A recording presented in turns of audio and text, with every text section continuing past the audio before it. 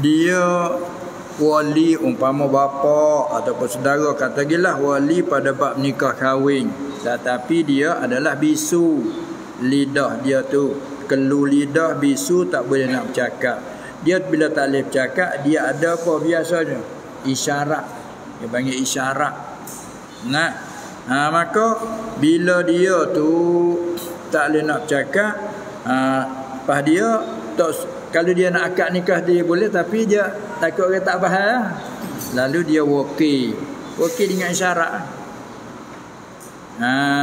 Tu dia. Kena ada orang pandai lah isyarat. Kan dia isyarat orang bisu ni, tengok apa duk berita di TV dah. Nah, hak ni duk baca berita, hak ni kita duk dengar hak baca berita tu, tapi ada gambar kecil dah itu. Tu apa tu? Dia ada isyarat kepada orang bisu tengok. Oh, ya reti. Dia tak tengok tu. Tu isyarat pada orang bisu panggil isyaratul akhras, jika memberi faham. Nah, tu dia. Maka begitulah wali duk diam, kok lain dia sihat belaka, akalah bagus. Saja. Gitu. Bisu ya. Bila nak nikah, orang pun tanya dia nak nikah dengan ni. Apa dia wakil ke email. Tu. Ada apa? Wakil dengan isyarat. Ada orang bisu pandai menulis dah. Tak.